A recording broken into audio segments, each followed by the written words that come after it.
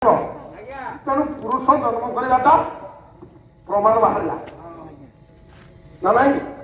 ନା ମନରେ ଗାଁରେ କିଛି ଅବଶୋଷ ଗଲା କୋଉଠି କଥା ଅଛି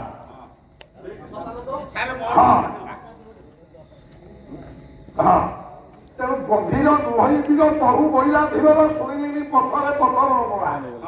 ବାଲି ପରି ତୋଚରରୁ ଆଶଙ୍କା ଉପଦେରୁ ନୌକା ନାୟିକା ହେଲେ ଭେଳା ଛାଡ଼ ଜୀବନ ସେ ତ କେହି ନାହାନ୍ତି ଇଏ ଜୀବନଟା ତ ଡଙ୍ଗା ବହୁଛି ସିଏ କେମିତି ରାମ ଲକ୍ଷ୍ମଣଙ୍କୁ କହିଲା ଯେ ତୋ ପାଦ ବାଜିବା କ୍ଷଣି ଇଏ ପଥରଟା ଯଦି ନାୟିକା ହେଇଗଲା ମୋ ଡଙ୍ଗାଟା ଯଦି ନାୟିକା ହେଇଯିବ ମୋ ବୃତ୍ତି କେମିତି ବସିବି ସେ କେମିତି ଜାଣିଲା ମା ଯେତେବେଳେ ମେଡିକାଲରେ ପଡୁଛି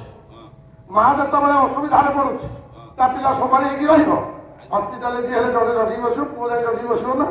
କିନ୍ତୁ ଯେତେବେଳେ ପାଷାଣ ହେଇଗଲେ କିଏ ଅହଲ୍ୟା ପୁତ୍ର ସତାନନ୍ଦ ଯାଇ ଜଗିକି ରହିଲା ମୋ ମା କୋଉ ଦିନ ଆଚ୍ଛା ପାଷାଣ ବୋଲି କଣ ପଥର ସତରେ କଣ ପଥର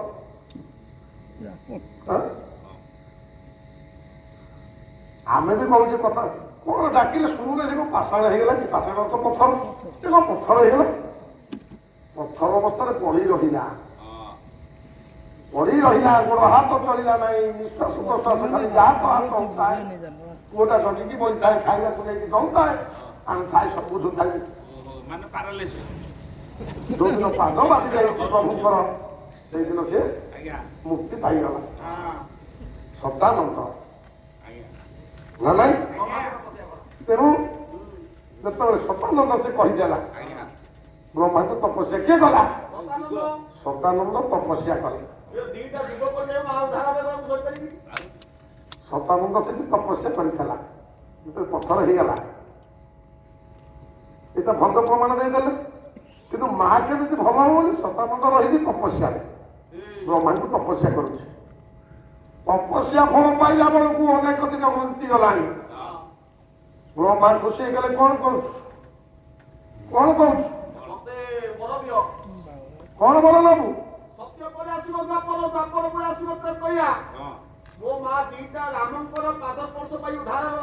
ବ୍ରହ୍ମା ସେଇଠି କହିଲେ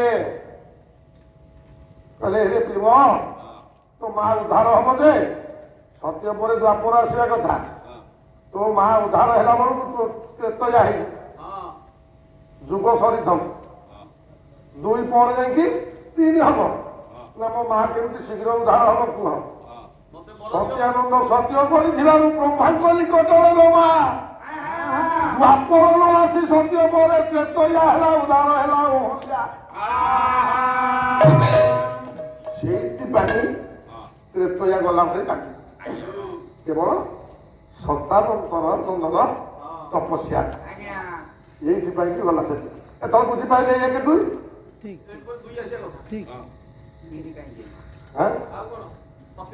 1 ପରେ 3 ଏଇଥିପାଇଁ ପାଇଲା ତ୍ରେତୟା ଯୁଗ ଏଇଥିପାଇଁ କି ଆସିଲା ହଁ ଆପଣ ମାନେ ତ ବସିଛନ୍ତି ହଁ ମାରୁଛନ୍ତି ଟିକେ ହସୁଛନ୍ତି ଏ ବୁଢା ଆମକୁ ଭଲ ଲାଗୁଛି ଆଉ